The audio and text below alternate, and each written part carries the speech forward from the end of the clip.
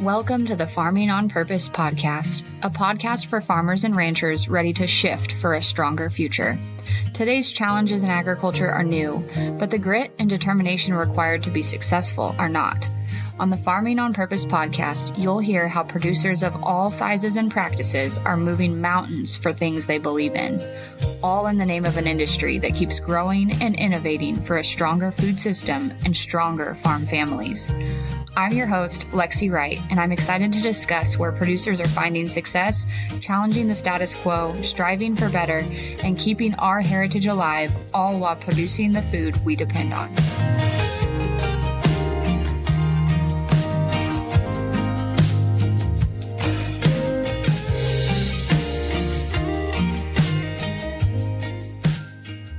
Can we take just a second to talk about your business? You already know your business inside and out. You've built something worth talking about. But when it comes to marketing, it can feel like you're stuck. You don't know what to say, where to show up, or how to turn followers into customers. I know because I've been there. That's why I created the 8-hour marketing plan class. Think of it as your personal roadmap built just for you in just one day of focused action. You bring your passion and your business know-how and use our step-by-step video process to craft your strategy to help you reach the right people and grow your business. This process helps you get around second-guessing, wasted time, and feeling overwhelmed. We create a clear plan that fits your business, your life, and gets results. You're the expert in what you do. Let us help you build a plan to show it off. Jump into the 8-hour marketing plan class at backpocketsocial.com/8 hours. That's backpocketsocial.com/8 hours. Welcome back to Farming on Purpose. Today I have Zak Copeland here with me, and Zak is going to share his story about being a first-generation rancher. He owns a targeted goat grazing business and runs some cows, finishes some steers out for freezer beef every year. And I'm excited to hear more about how you got started. I think that's everybody's first question when you talk about first-generation ranching. So tell us a little bit about kind of your ag background and how you got where you're at, what you're doing.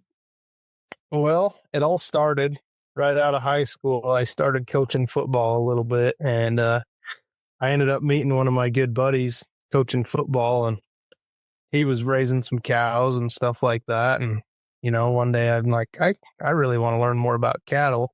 You think, after football practice or on one of our off days or something, I could come help you work on stuff and you could teach me about cows? And he's like, sure.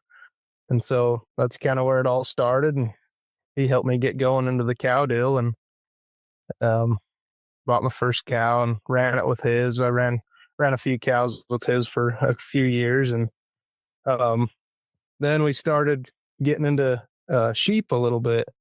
And so I started with a small flock. I think I only got up to about like 25 ewes or something like that, and the prices were okay. But being that kind of small of a flock, it was more of a hassle to try to shear them and stuff like that. I just was losing money on stuff like that, and ended up dealing a little bit into goats. And once I started, I guess, diverging into the goats, I quickly realized I could make more money off of them than I could with the sheep. And so I ended up selling all my sheep and buying a few more goats. And our main purpose with the goats off the get-go was just to raise, kind of some commercial breeding bucks and some meat goats, and use that to help fund more cows, which has always been the goal in the end. Everything that I know, a lot of people see my operation right now and are like, man, that's a lot of goats. He must really like goats. And I'm like, well, I do, but they're more to fund more cows, and then just the last couple of years, the targeted grazing kind of took off for us that way. And that's quickly become pretty much our full-time job through the summer is running them around doing jobs, and the babies have become a byproduct of having to have the goats for the targeted grazing business. So yeah, it's been pretty cool that way. Yeah, it sounds like it. So you said high school was kind of the first inkling you had that you wanted to be in production ag, working with cows. And you kind of had a mentor on the cattle side where you were able to run your cows with his. Did you have that at all on the sheep or the goat side, or did you just jump into that?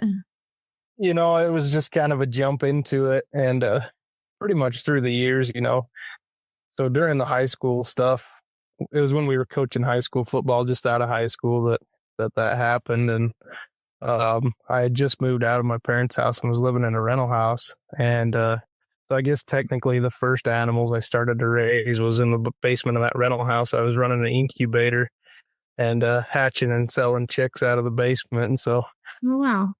but yeah, and then, I mean, we've been involved in all sorts of animal production, I guess. There for a while, we had some pigs, some breeding stock pigs, and we're finishing out hogs and stuff like that. We've tried a little bit of everything to see what kind of fit for us, and I'm sure some of that will come back eventually. It's just once you kind of find what's going to take up your time, you got to kind of streamline into that a little bit. But I do think it's very, very important to have multiple streams, even if it's just multiple breeds of animals or something like that. I think it's very, very smart for a person starting out to have kind of those different lines, because, one year you might lose all your money on cattle and you don't have anything else to rely on, Yeah. That could be tough starting out. Yeah. Figuring out how to layer the income streams so that they work together or opposite each other season wise helps a lot. Exactly.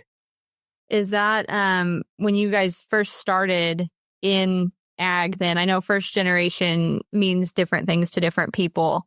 Did you have any background or ag experience before that, or what pushed you to realizing that's what you were like wanting to get into? No, I think I've done a couple interviews with people asking about the goat grazing business in the past, and I think I did pretty good quoting the one. It's every little boy wants to be a cowboy when he grows up, and so I think that's kind of where it started. It was probably at a younger age than I want to lead on to believe, but I just didn't realize that it was possible until I started getting a little older. Yeah. And I think that desire's been there for a lot of years. Yeah, I can definitely relate. I was the little girl who wanted to be a cowgirl too, so Yeah. still working on that one. Yeah, me too. So then as you kind of decided that you were going to expand and you've been working on these different income streams to grow your cattle side of your business, what have been some of the things that you've run into, learned along the way? What's that been like? It's definitely been interesting, because I think in agriculture especially, there's just nobody thinks you can just go get into it. It's everybody says, even people who are in it are going to tell you it's impossible. And I think as long as you just pay attention to what you're doing and don't listen to all those people, because essentially we really do live in the land of the free. We can really go do whatever we want to do, no matter what somebody tells us to do. And so I think as long as you just stay true to your dreams and chase them as hard as you can, I think a lot of people will realize they can make it a lot farther than everybody wants them to believe they can. For sure. I think determination makes up for a lot of things. Yeah.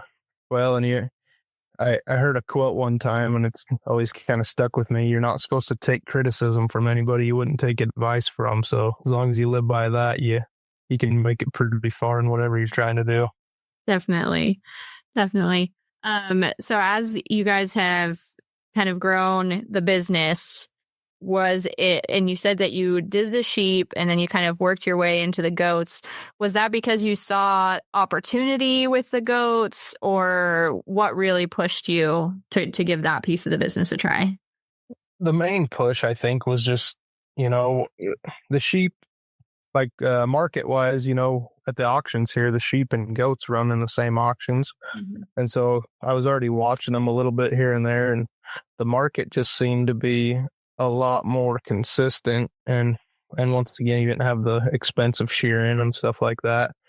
And the goat deal mainly targeted from the same guy who helped me get into cattle. He's like, hey, we ought to go, we'd go around, and kind of how we started our herd is we'd go buy groups of goats from people who didn't have the means or couldn't haul them to the sale, and we'd pull a few off that we liked to keep for our herd and then sell the others and to fund, buying more and stuff like that. And so once we kind of realized like, oh, we can do pretty good at this, then it just took off from there.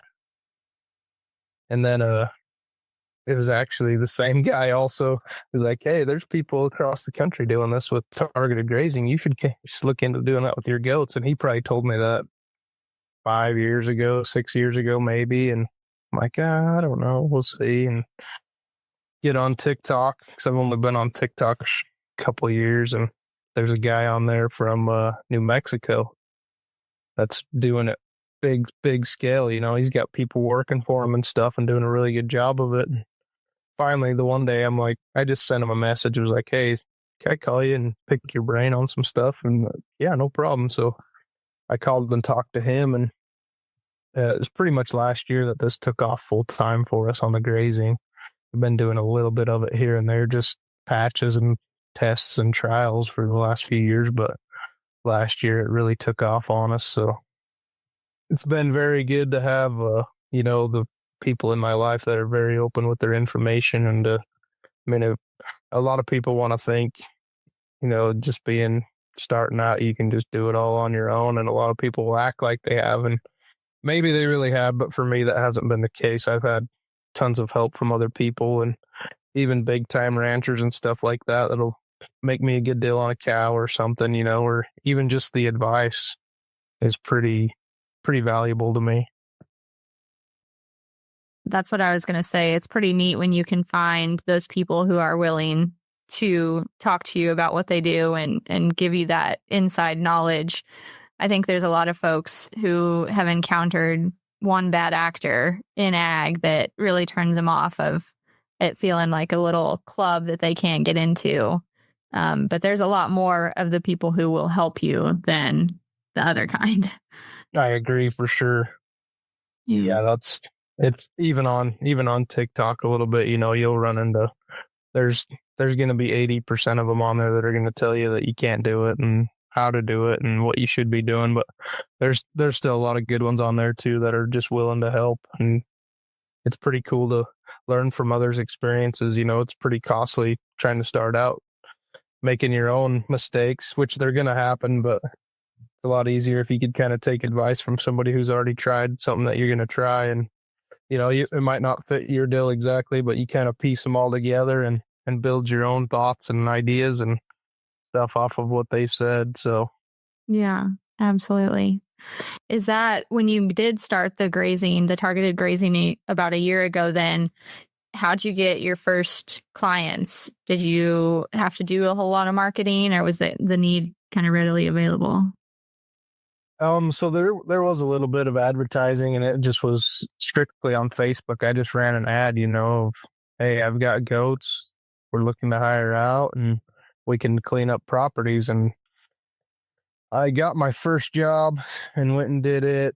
And that led to my second one. And at my second one, we actually had a pretty big local news show up. And once they showed up, it just blew up from there.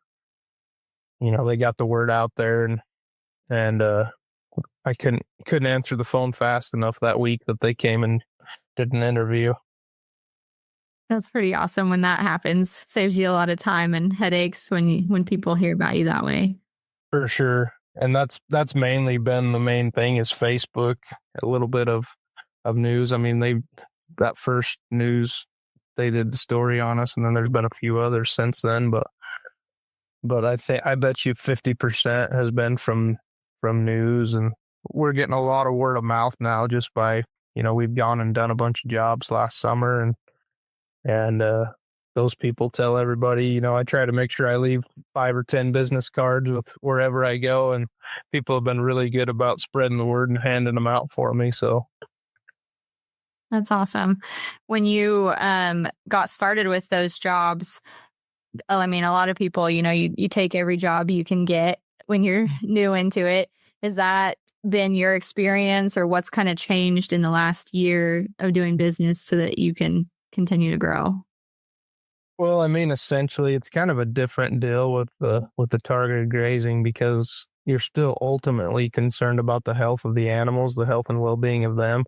And so there has been some jobs where I've had to turn away just because I didn't feel like it was safe for the animals, too close to a major road, and if something was to get out, and just a couple things like that. But luckily we've had enough interest that even turning down some of those jobs, it hasn't really cost us much. We just go on to the next one. And most of those people have been pretty understanding, once I kind of talk to them and tell them why I can't take that job on. And they're like, oh yeah, that makes a lot of sense. We'd hate, most of them feel the same as I do. They'd really hate for an animal to get hurt at their place. So Yeah.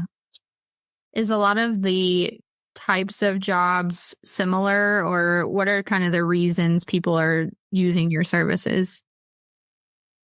we've done all sorts of jobs. Even it feels like we've been doing it for years because of the amount of different jobs we've done. But we've done anything from a backyard cleanup in a 70,000 population town to doing 10 acres, way out away from everybody. And usually on those ones like that, most of the backyards we get into are stuff that's been overgrown, and people are just trying to, it's a really, I didn't realize this at the time, but it's a really huge stressor for some of these people because they've let it go, or they just inherited the place and it's been let go. And, you go look at it and it's like, this is going to take me 2 weeks to do. And they hire me and I roll in and I can knock some of those out in a day. And it just, to see the relief off of people's shoulders and face, has been worthwhile in the job.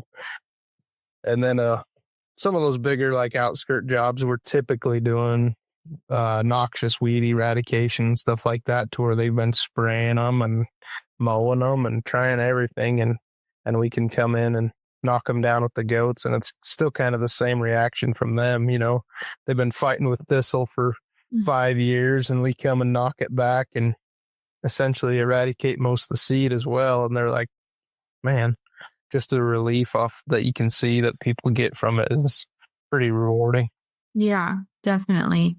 My husband is paranoid about thistle, so I can see how if you did have a real problem patch, I mean, it weighs on you. You don't want your thistle getting on anybody else's property, and it's oh yeah, a lot to deal with. Yeah, for sure. Yeah, but to kind of get back into your question there, I guess we've done so many different jobs that I wouldn't really say we've done one thing more than the others. We've even gone to some pretty nice backyards, they've taken really good care of the grass, but they have a bunch of, a steep hillside in the back that they can't mow anymore and stuff like that. And so we'll go in and we'll just section off their nice grass and just target that hillside or whatever. So are folks like that, are they using that repeatedly? Like, is that like a seasonal thing that you come in and do that if it's somewhere that equipment can't get, or how's that work? Yeah, there's some now that, that we've gone and done last year. And essentially, the first time we go to somebody's place, it's a trial for them and for us, being new to the business. And once they see it, they're like, oh, yep. Well, what time can you be back next year? Where you're kind of in some urban areas there, then with the backyard cleanups and that kind of thing, is that something that is really surprising to people, or that are they apprehensive about using goats on their property? Most of the people that hire us are always super excited. But we do get some concerned neighbors. We have had the cops called on us a couple of times and stuff like that. But I mean, for the most part, everybody's like, holy cow. And then they'll come over and see what's going on. And they're like, oh, that's super cool. We let them pet a few goats and stuff like that. And we really encourage the people's place we're at and their neighbors, to bring their kids over and see the goats and stuff like that. We really want to leave a good impact where we go. Yeah. Some of those places where we've where we've had the cops called on us and stuff, I don't think it would have mattered what the people had taken into their backyard. I think they still would have complained anyway, you know, but Yeah. I just can only imagine what those phone calls are like. They've got to be interesting. oh yeah. Well, and I'm sure it's a little intimidating when a guy backs up with a 24-foot trailer and unloads 120 goats into your neighbor's backyard. You know, you're probably thinking, man, how long are these things going to be here for? Oh man. Oh, and that was my next question was, how many goats does it take to get the job done for you guys? And I mean, 120 per job, or is it smaller groups depending on the size? yeah, it really just depends on the job, you know. We like to take as many as we can because I mean, it's more cost effective for us and for the people paying us. And so that's right now I'm kind of a one-man show doing it. And so that's what I can haul in my big trailer is 100 to 120. And that's what we try to take to almost every job. But we've had to have places, you know, where it's quite a bit more remote, so we have to take a smaller trailer. Just can't get in there with the big trailer and stuff. And I think usually right now the minimum we take is 60. Probably is the least amount we take on a job anymore. So Pretty cool. Well, I can see how that would make a huge difference for cash flow as a beginning rancher. You just have so much more options providing a service-based thing like that versus, like you said, your cows, you do, was it 10 to 20 freezer beef a year? yeah. That's just such a more of a seasonal and slow process. How does that work for you guys? That's actually taken off pretty good for us too. You know, that's really only been in the works for probably the last 4 years. And the first year I think we did 4 the first year, and the second year that doubled. And then last year we did 15, and it's like, we don't know how many we'll have exactly this year yet. Cause we just the same thing starting out. We can't really finish out 30 steers in the hopes that we're going to sell all 30. So we try to do it they're already committed that spring, you know, for this coming winter's beef. And it's worked really well for us. Because then we can get them situated out on pasture through the summer and then go do our goat grazing jobs while they're on pasture. So, Yeah, that's always nice for ag direct to consumer things when you can get folks to commit ahead of time. So much less risk for you. And I think it's really one of the big pieces that we have opportunities with in direct to consumer stuff is like, if you can get people to commit to local farmers that, yes, I'm going to, you know, it might be a little bit more inconvenient to you to get my beef here because it's going to be a specific date, a specific amount, but it's going to keep a local farmer in action doing it that way. I can't remember where I saw it earlier today though, but it was a video of a local farm basically asking their consumers to commit to them. And it struck me as like, you know, that's really where it's at. We have to have that commitment to be able to make local food work. yes, for sure. Well, and I think, you know, I think if I was a little bit bigger, you know, I'd be able to carry over a couple extra, but with the way prices are right now, you know, it's like, I'd rather get that $2,100, $2,000 out of them at weaning than having to carry them for a whole other year and to take them to fattening and stuff like that. So yeah, and that's the kind of decisions that, you know, especially cattle folks right now are faced with of, do I continue to invest in this animal in hopes that someone will buy the meat, or do I get my paycheck that's guaranteed now and is pretty darn good right now? It's a hard choice to make when you're figuring out the future of your business. that's for sure. Yeah. And having commitments, like you say, obviously it allows you to be a little more comfortable, but I think it also opens the door where you're thinking, I've already got these committed, so I could take a little bit more risk on another side because this is already committed here. So yeah. So I think it helps open the door. Because I mean, obviously in owning a business and, you know, in agriculture, double stacking those on top of each other, there's going to be quite a bit of risk involved. Yes, definitely. Definitely always the risk that is there. Does your business accept online payments, credit cards, or bank transfers? You're going to want to know about a tool called ThriveCart. I've been using this tool on my own website and on clients' websites for years and have been so happy with it. ThriveCart is a software tool you can use to design online checkouts with every option you can dream up.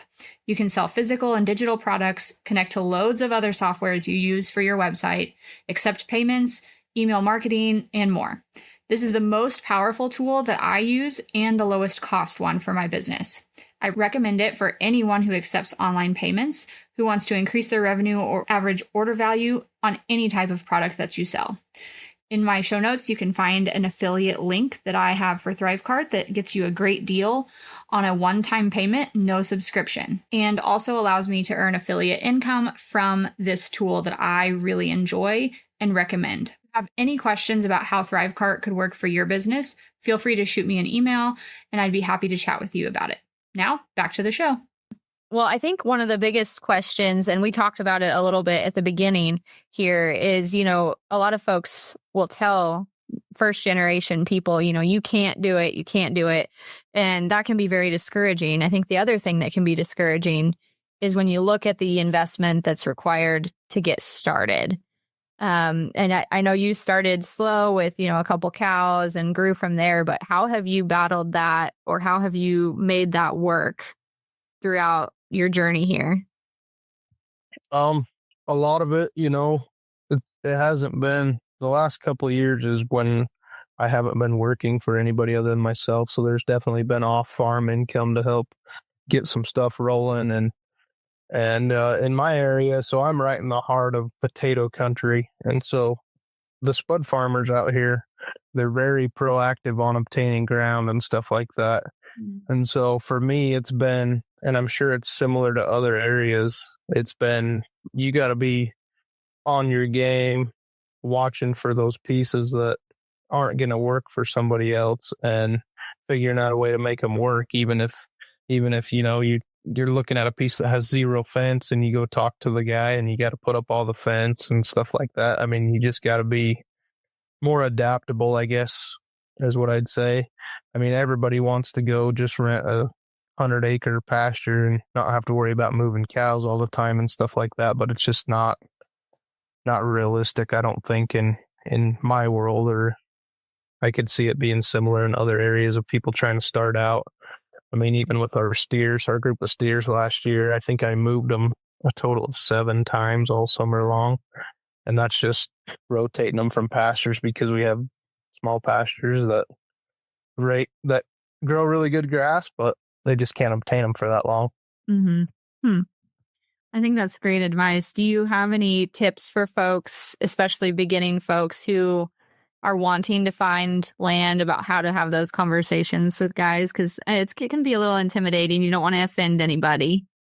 I know, and it's probably one of the things that I still struggle with the most, is because, I mean, a lot of it for younger guys is you're talking to an older guy who's been doing it for a bunch of years, and you don't want to go and say, hey, you're not doing anything with your farm anymore. Can I use it? And I think you got to be pretty careful with stuff like that. But it's also been just some of those smaller, talking to them, checking on them, being friends with them, honestly, that's got me into some of the deals that I've gotten.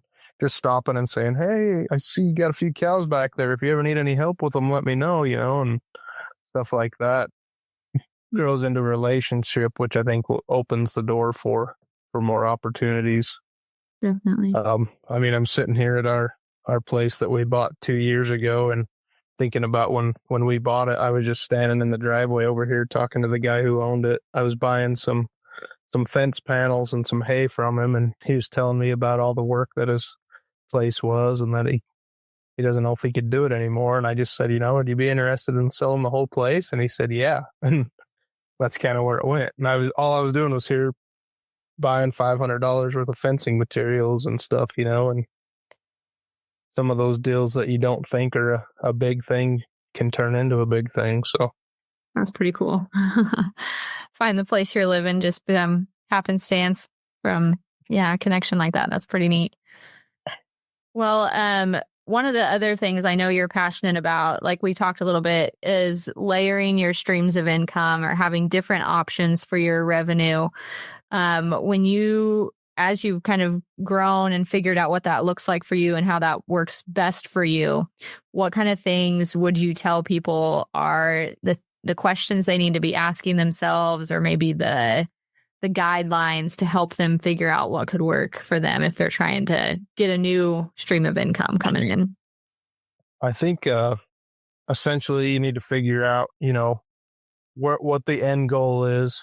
I mean, I know a lot of people talk, you want a 5-year, 10-year, 15-year plan, and that's all really good advice. You want to kind of make sure you're shooting for those yearly to 5-year goals and stuff like that. But the other thing is I mean, even don't be afraid to dive into something, even if it doesn't look like farming, like right now we're in a slow time. And I deal in these food grade barrels that I go pick up and I peddle them, just for extra spending cash. And some I turn into chicken feeders and stuff like that. And I mean, I think a lot of us we see the big guys, just go and work with their cows all day long. And that's not realistic for somebody starting out. You got to have something to make your daily bread every single day, even if it's not animal related, eventually in my mind, the freedom has to outweigh, the want of freedom has to outweigh the reality of, I just get to go work with cows all day, every day, Mm-hmm. And so in order for me to be versatile and not have to have a job, I deal with, like I said, I deal in those barrels. I've made small livestock panels out of wood and sell those, and I just peddle in a bunch of different things. I have a little bit of mechanical skills, so I do a little bit of small engine repair here and there for people if I can, and that's just kind of the away from animal stuff that I have to do to be able to continue doing what I'm doing. Yeah, I think it takes a special mindset to be able to do that kind of thing. And it's something that it used to be really common in ag. I would say, like, I don't even know, prior to the 80s, probably everybody had, they did this and then 5 other things to make the bills work out.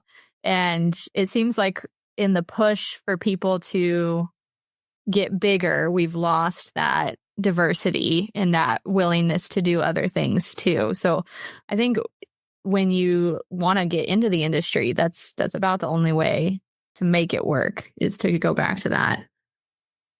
For sure. And I think, being in ag, you have other skills just because you have to, and Mm-hmm.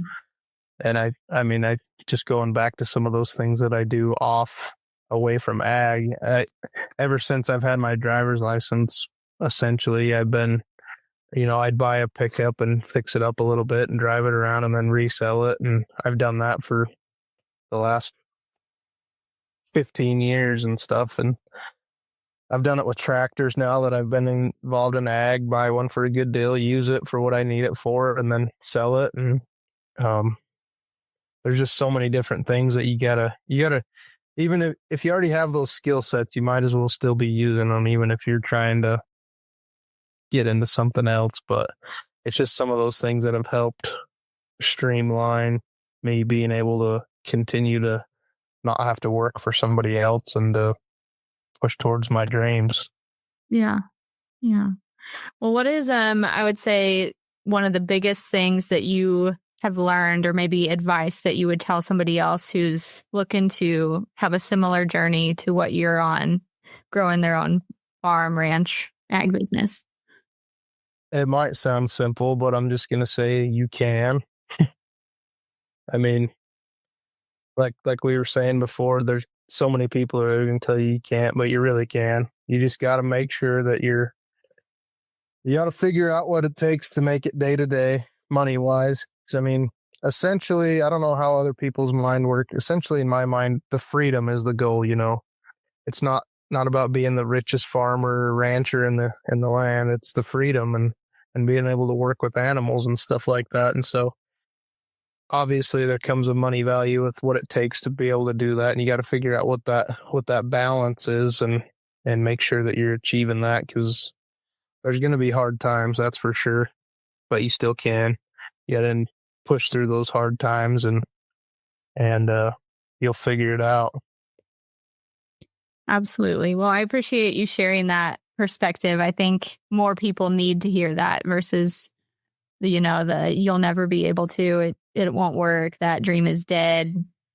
That kind of, I feel like is a huge thing in American ag anymore. And we say it, I think, with a little bit of a sense of pride of like, we're less than 2% of the population and we've made it and we're hanging on. But at the same time, that's really discouraging to the folks who are coming up and are trying to get into it. So having that perspective from you as somebody who's a first generation person making it work is really cool. Well, and there's been a couple times, where I think of a few years back, I tried to go all the way on my own, and I don't know if I wasn't mentally prepared enough or something, and it got really tough. And I think there's going to be some times where you're going to have to swallow your pride a little bit and maybe, go pick up a job here for a little while, a couple of years or something, just to help get towards your goals. And as long as you're able to swallow that pride a little bit in some of those instances and never stop learning. I mean, I think I've said it a few times to my buddies, I just hope that even however old I grow up to be, I hope I never stop learning. That's a great mantra.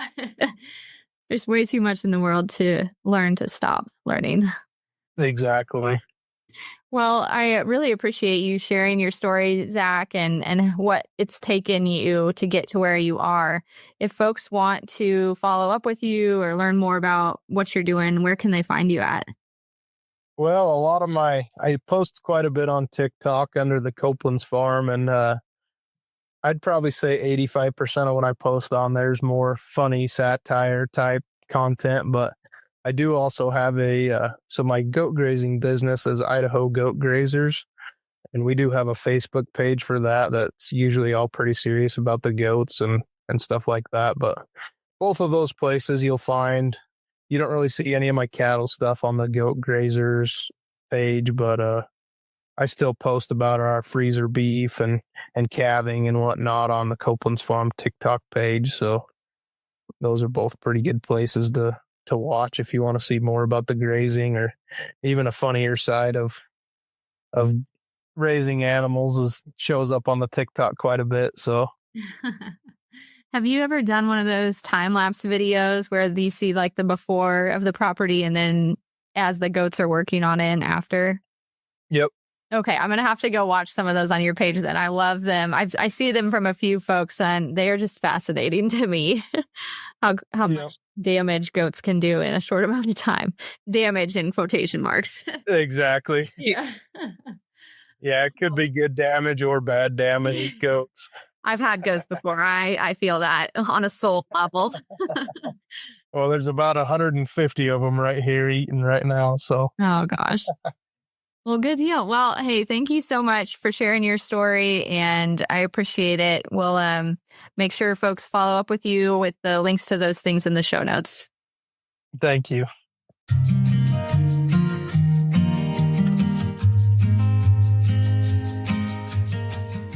If you've enjoyed spending time with us today, please take a moment to review the podcast on Apple Podcasts or join the conversation on social media.